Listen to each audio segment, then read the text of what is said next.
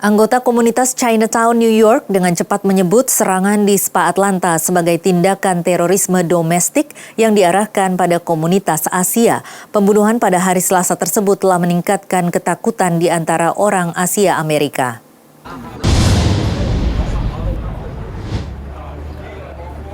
Seorang pria Georgia menghadapi tuduhan pembunuhan dan penyerangan setelah penembakan fatal terhadap 8 orang termasuk 6 wanita Asia.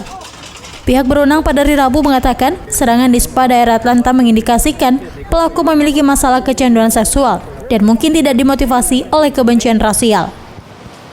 Pembunuhan pada hari Selasa telah meningkatkan ketakutan di antara orang-orang Asia Amerika yang telah mengalami peningkatan serangan sejak dimulainya pandemi virus corona setahun yang lalu.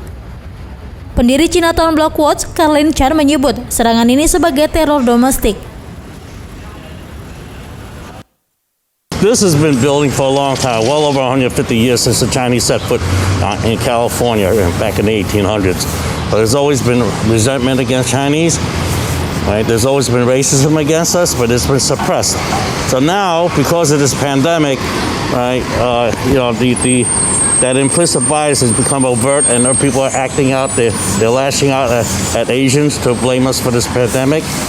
So what happened in Georgia, let's call it for what it is. It's a domestic terror.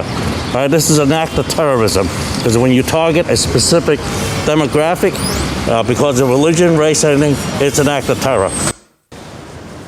Kelompok advokasi Stop AAPI Hate mengatakan peningkatan itu tampaknya disebabkan oleh orang Asia dan Amerika Asia yang disalahkan atas pandemi yang berasal dari Cina.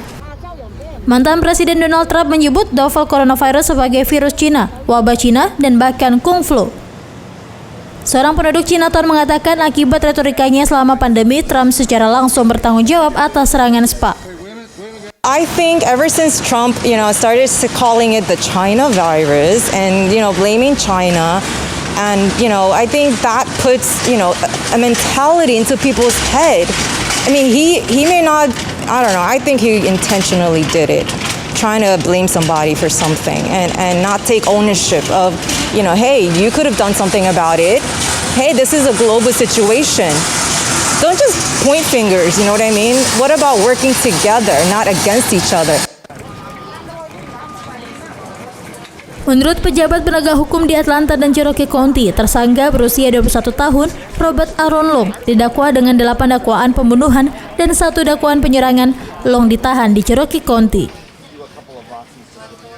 Para pejabat mengatakan Long mengindikasikan dia mungkin sering mengunjungi spa tempat kekerasan terjadi pada Selasa, meskipun pihak berwenang tidak dapat secara mengkonfirmasi apakah dia mengunjungi salah satu dari tempat itu. Long sedang menuju ke Florida tempat ia ditangkap, di mana pihak berwenang menduga ia lakukan untuk melakukan penembakan lebih lanjut.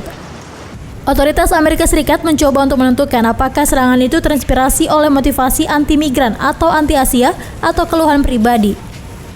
Di New York, para pemimpin lokal sudah menjanjikan kewaspadaan yang meningkat. We need to have multiple strategies. One, we've got to get violence interrupters into communities. We have to make sure that people feel safe and secure.